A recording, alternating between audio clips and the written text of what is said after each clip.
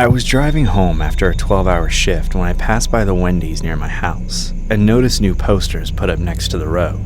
They were advertising a Krabby Patty. I was genuinely intrigued. It seemed like the sort of thing that should have happened a dozen times by now, given that the Krabby Patty has been such an iconic burger over the years. But it was the first time I'd ever seen it made in real life. However, it was easy to see that the Krabby Patty was immensely popular, as the line for the drive-thru was completely full. The inside looked packed as hell too. I decided I didn't want to wait in line forever with the masses, and come back later when things died down a little bit. To get into the spirit of things, I watched SpongeBob for a couple hours to kill some time. SpongeBob was a big part of my childhood, so I was really excited to see if the Krabby Patty lived up to the hype. I eventually got dressed and started walking toward the Wendy's, which was only about 10 minutes away by foot. When I got there, it seemed pretty dead. There wasn't a single car in line, and it didn't look like there was anyone inside. I was worried it had closed as it was getting late, but I walked up to the building just to be sure.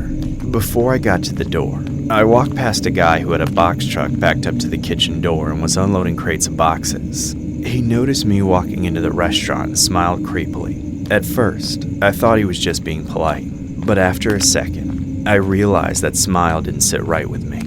It was off-putting for some reason, but I couldn't tell why. I ended up brushing him off and headed inside. The place was definitely empty except for myself and the cashier. I then walked up to the register. Behind it was perhaps the weirdest looking person I've ever seen. It was an old woman, maybe close to 70, or at least that's how she looked. And when she smiled, her teeth were appalling. They were all dead and rotten. I considered leaving just because of her, and while I wish now that I had at the time, I didn't want to be rude. I approached the counter and placed my order for a Krabby Patty. She punched in my order and told me to take a seat. Supposedly, my food would be ready in a few minutes, but I doubted that there was anybody left in the kitchen at all. The idea of that woman going back to make it herself tremendously lowered my expectations for what I was about to eat. And the fact that I was the only customer in there gave me a weird feeling about the whole thing. I sat there in silence, looking out the window at the advertisement which had drawn me into the situation in the first place. I wished I had stayed home. Here's your Krabby Patty! Thanks. It smells great. Thank you. Go on, try it. Actually, I'd like some privacy, please. Well, you see, we've had some complaints throughout the day about our new Krabby Patty, so I'd like to see if I made it correctly. That's okay. I'll just come back to the counter and tell you what I thought when I'm finished. I don't want to be watched while I eat the damn Krabby Patty! I didn't know what else to do. The woman had screamed in my face and I was alone with her. I could have fought her off, but she was just an old lady. I decided my privacy wasn't worth it, so I unwrapped the Krabby Patty and took a bite. I immediately noticed something off about the taste. I hoped it would turn into something better, but the more I chewed it, the more disgusting it became. When I tried to swallow it, I gagged it right back up and spit it onto the wrapper. That angered the woman so much that she grabbed the piece I spit out and smeared it all over my mouth. I shoved the woman so hard she fell to the ground, but instead of shouting in pain, she started laughing. I ran out of the restaurant, leaving her and the Krabby Patty behind. Outside, I ran into the same creepy guy loading boxes into the kitchen. He saw the look on my face, which made him smile even wider than the first time. I ignored him and ran home. Once inside, I locked the door and tried to get my head straight. What just happened? Should I call the police? What kind of crime would that even count as? I don't have a clue, so I felt like I should just leave it alone like a bad dream. I was still hungry and needed to get that horrible taste out of my mouth, so I had Uber Eats delivered to my door. A few days later, I had nearly forgotten all about the Krabby Patty incident.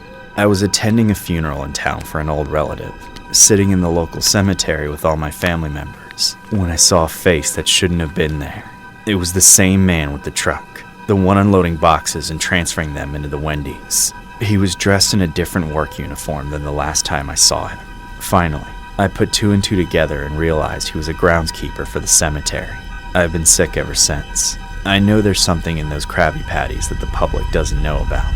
That secret formula is not what it seems.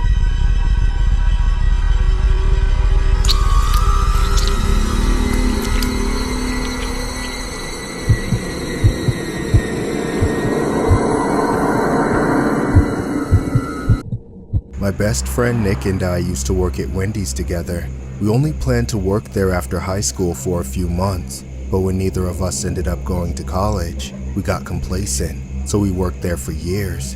We were stuck working full-time, always doing the night shift together. I worked the grill while Nick took orders. The hours were long and brutal, as the Wendy's we worked at was extremely busy. The benefit of working together was that we got to talk about the shift afterwards and bond over the trauma. One of the things we complained about was our boss. For legal purposes, I'll refer to him as his nickname we had for him, Mr. Krabs. Mr. Krabs was a psycho nutcase about saving money and maximizing profits, just like the character in SpongeBob. Something about his business practices admittedly made his Wendy's the most popular one in town, but it came at a high price for the people who worked under him. We never saw anything more than minimum wage without tips, despite how much money we made for Mr. Krabs slaving away in his kitchen. Breaks were pretty much non-existent, let alone paid time off or overtime. If you even mentioned any sort of workers' rights, he would lose it to Mr. Krabs. His employees were just machines to make him money, even screaming in their faces if he ever caught them doing something that might cost him a few cents. But one day, I found out just how far he would go. I was making a few orders on the grill when I heard the distinct sound of Mr. Krabs yelling at someone.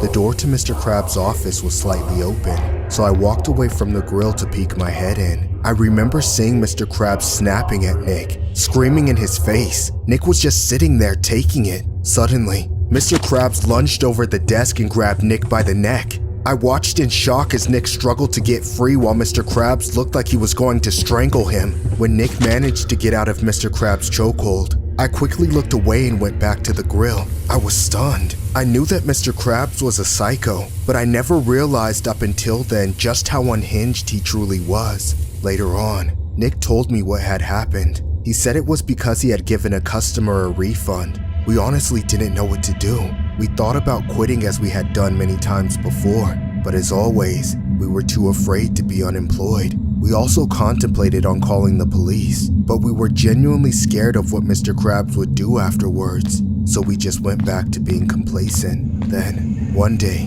the stars aligned in the worst ways. Wendy's announced that they were planning to launch a SpongeBob Krabby Patty burger to the public. Nick and I knew this was it for us. Every time there was a limited edition menu item, we got slammed. And this time, it was the real-life Mr. Krabs about to be selling Krabby Patties. In the days leading up to the release of the Krabby Patty, we spent our time dreading the horror that was about to surround the building. Mr. Krabs taught me and all the other line cooks how to put together the Krabby Patty.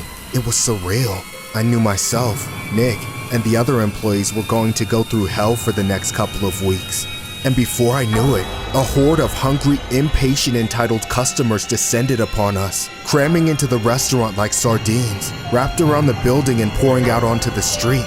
Each and every one of them wanted the same thing, the Krabby Patty.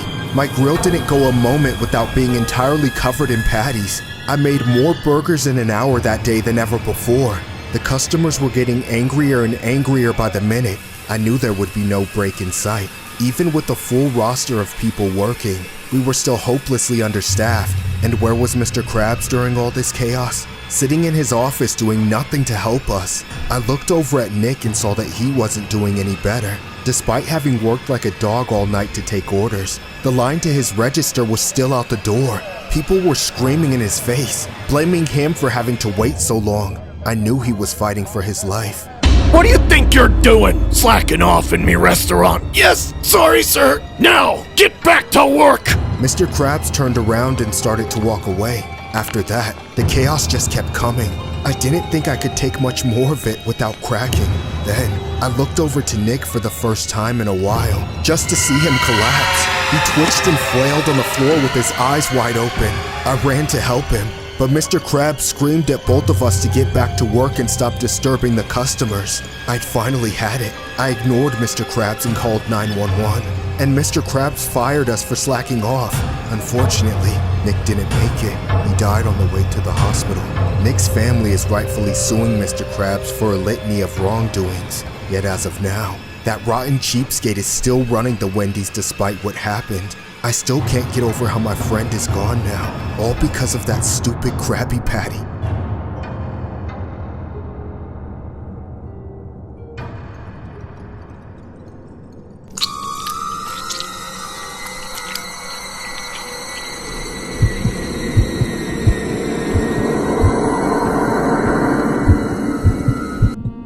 I want to remain anonymous to avoid losing my job, or risk anybody thinking I have anything against people like the one I'm about to mention. I won't say their names either. I've worked at Wendy's for a long time. I know how to do everything that goes into running a fast food restaurant. I can cook, take orders, and deep clean, all while making sure the next shift is set up for success. I like to think I could hold my own in a fast food joint, but I remember quite clearly when the Krabby Patty was announced. I didn't quite get it at first, but then I realized it was from the show SpongeBob. The whole thing was going viral on the internet. With that in mind, I thought I was prepared. I was, in no uncertain terms, the farthest from prepared for a day at work that I'd ever been. That day was like a trip to hell and back. It felt like we did 10,000 orders in one shift. The number of people I saw in the restaurant that day could have filled a stadium. I spent most of my time at the front of the register or putting out fires. Every single staff member was firing on all cylinders, because they knew if they weren't, there would be a complete breakdown in the dining area. However, despite all the different things that were happening, one face stood out against all the rest. I first saw him about half an hour into my shift. He was a strange-looking guy, a bit cross-eyed and seemed like he didn't or couldn't take care of himself. I figured he was homeless, so when he ordered a Krabby Patty like everyone else, I assumed that would be his big meal for the day. But then, something strange happened. After he got his food, I saw him find a spot to sit in the dining area, which since it was completely packed was just the floor of an empty corner. A little while after he finished his burger, he showed up again. I was surprised to take his order for another Krabby Patty. That was the only thing he said, too. He didn't say hi or smile or say thank you. He just said one thing. "Can I have a Krabby Patty?" I have to admit, there was something sweet about it at first. There was obviously something a little off about it, or maybe he was on something, but he didn't seem to be dangerous or disruptive. All he wanted was the same Krabby Patty everyone else wanted.